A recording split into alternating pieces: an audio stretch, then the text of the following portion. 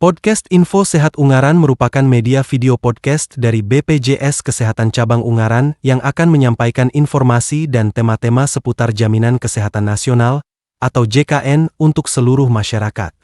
Jangan lupa like, share, dan subscribe channel ini. Happy watching!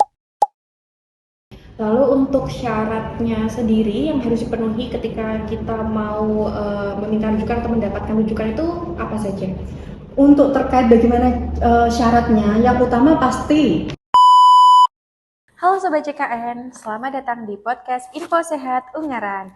Bersama saya Devi dari staf Mutu Layanan Kepesertaan yang akan menemani kalian selama podcast kali ini.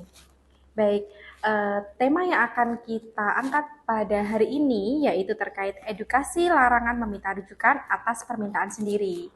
Dan untuk hari ini kita sudah kedatangan bintang tamu spesial kita yaitu Kak Citra, silakan. Halo Kak Citra, silahkan bisa diperkenalkan dirinya terlebih dahulu. Halo, perkenalkan nama saya Citra. Saya dari bidang PMU, kemudian saya sebagai staf utilisasi dan pencegahan anti kecurangan di kantor cabang Ungaran. Baik, langsung kita mulai aja ya Mbak ya untuk pertanyaan terkait edukasi rujukan. Jadi sebenarnya rujukan itu apa sih Mbak? Untuk yang pertama, rujukan itu kan adalah surat pengantar kita jika memang kita butuh untuk berobat ke jenjang yang lebih tinggi. Seperti itu untuk hal tentang rujukan. Oke, lalu gimana mekanismenya untuk mendapatkan surat rujukan itu dari FKTP ke FKSTL? Baik, di sini saya akan menjelaskan terkait dengan bagaimana caranya kita untuk bisa mendapatkan rujukan. Rujukan itu bisa kita dapatkan yang pasti pasien itu harus berobat dan datang ke FKTP atau yang kita sebut dengan PPK tingkat 1. Di sini bisa dengan dokter gigi atau dokter keluarga atau klinik Pratama atau mungkin puskesmas. Ingat bahwa yang akan meminta rujukan itu adalah pasien sendiri yang datang, bukan orang lain, itu seperti itu. Ketika akan meminta rujukan berarti pasien datang ke FKTP atau PPK pertama tersebut, kemudian diperiksa oleh dokter klinik ataupun puskesmas ataupun dokter praktek mandiri. Kemudian sekiranya memang butuh untuk dirujuk, maka nanti si peserta tersebut pasti akan mendapatkan rujukan sesuai dengan apa yang dibutuhkan ketika berobat sesuai dengan indikasi medis gitu. Oh, baik. Lalu untuk syaratnya sendiri yang harus dipenuhi ketika kita mau meminta rujukan atau mendapatkan rujukan itu apa saja? Untuk terkait bagaimana syaratnya, yang utama pasti kartu BPJS-nya harus aktif, itu pasti. Ketika meminta rujukan, kartu BPJS-nya itu harus aktif. Kemudian kedua, di kalimat saya yang pendahuluan, yang pertama adalah tadi peserta yang ingin mendapatkan rujukan harus datang sendiri atau paling tidak ada yang menemani, bukan diwakilkan untuk mendapatkan rujukan tersebut. Kan gini, kisahnya kan dokter itu ketika memeriksa pasien untuk minta rujukan itu kan harus melihat kondisi dari pasien tersebut ya. Nah kan kayak gitu, tidak bisa kita langsung misal nih yang sakit saya, kemudian yang datang Kak Devi sendiri. Nah kemudian Kak Devi tiba-tiba bilang sama dokternya, dok saya mau minta rujukan untuk eyang saya. Loh, lah eyangnya di mana? Lagi di rumah tidur dok. Nah kalau seperti itu kan peribahasanya kan, apakah dokter itu sebuah cenayang? Seorang cenayang kan tidak mungkin kan seperti itu. Nah akhirnya syarat utama dan mutlak itu adalah kartu BPJS-nya aktif, kemudian yang kedua adalah pesertanya datang, dan yang ketiga memang butuh untuk dirujuk gitu. Oh, baik. Lalu setelah mendapatkan rujukan, itu untuk masa berlakunya itu berapa lama ya Mbak? Kalau untuk masa berlaku secara umum itu berlakunya adalah selama 90 hari. Akan tetapi itu bisa juga berlaku ketika seperti ini. Misal kita akan berobat ke polimata. Ke polimata ternyata kita butuhnya hanya untuk periksa mata atau kalau kita kan ada alat bantu kesehatan mata, kacamata itu. Nah, ketika memang kita hanya untuk alat bantu kacamata itu biasanya kita hanya datang satu kali. Jadi tidak harus 90 hari. Dan kemudian ketika dokter memang tidak menyarankan untuk si pasien tersebut kontrol kembali. Ketika memang dokter menyatakan oh sudah selesai, hanya 1 atau 2 kali kunjungan saja tidak sampai 90 hari, ya sudah berarti surat rujukannya tidak perlu dipergunakan begitu. Oh, baik. Lalu untuk surat rujukan sendiri itu apakah ada hanya untuk penyakit jenis tertentu saja atau bisa untuk semua penyakit? Oh baik, terkait dengan surat rujukan tadi yang pasti yang pertama dan utama itu adalah karena indikasi medis. Kemudian untuk jenis penyakitnya apapun itu dikembalikan dengan dokter FKTP-nya atau dokter yang memeriksanya. Karena apabila memang itu memang membutuhkan indikasi medis, pasti dari dokter akan merujuk.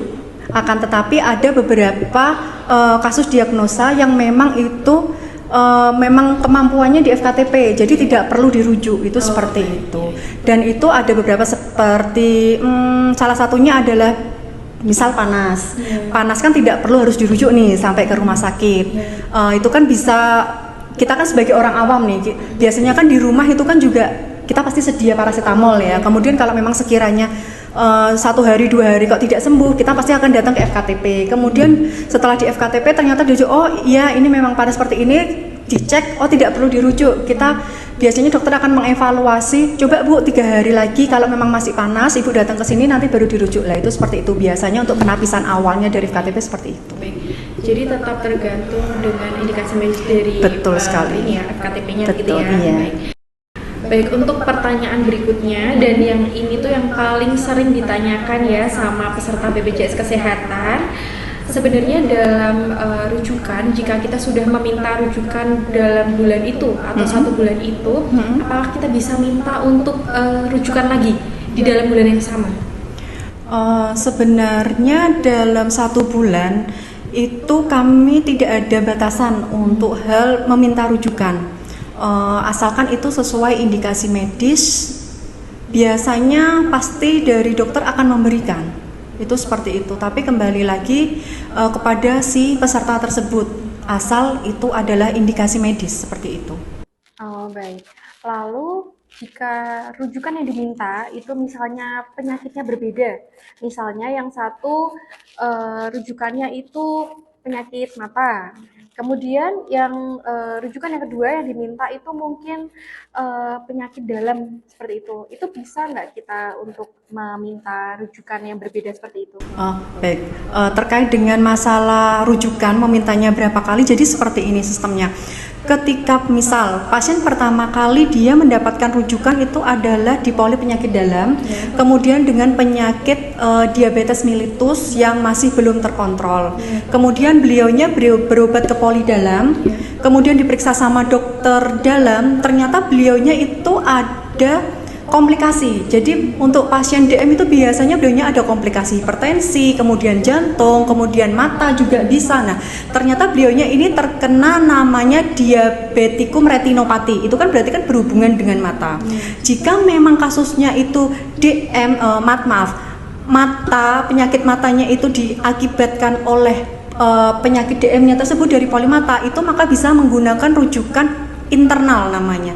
Jadi nanti dari dokter polimata, dari dokter poli dalam itu pasti akan mengkonsulkan secara internal untuk ke polimata. Itu seperti itu. Jadi tidak perlu kembali ke PPK 1 atau ke FKTP, itu seperti itu. Akan tetapi berbeda ketika si pasien itu misal apa ya? Misal dia sakit misal sakit panas, itu tidak perlu. Misal dia sakit mata, kemudian ternyata dia kesleo ketika di rumah, kemudian ternyata sakit, periksa ke dokter, beliau butuh untuk periksa ke dokter bedah atau mungkin ke dokter saraf. Nah, itu kan karena poli berbeda dengan kasus yang berbeda. Kalau seperti itu bisa untuk meminta rujukan. Itu seperti itu. Bahkan itu dalam 1 bulan yang sama. Betul ya, sekali. Tidak ada batasan, tidak harus menunggu rujukan yang 90 harinya itu habis dulu. Tidak harus, iya seperti itu. Baik, terima kasih Mbak Citra sudah meluangkan waktunya untuk sharing pengetahuan terkait edukasi larangan meminta rujukan atas permintaan sendiri. Dan untuk Sobat JKN, Jangan lupa untuk pencet tombol like, comment, subscribe, dan kalau misalnya ada yang mau ditanyakan, bisa juga komen aja di kolom komentar di bawah. Oke Mbak Citra, dadah!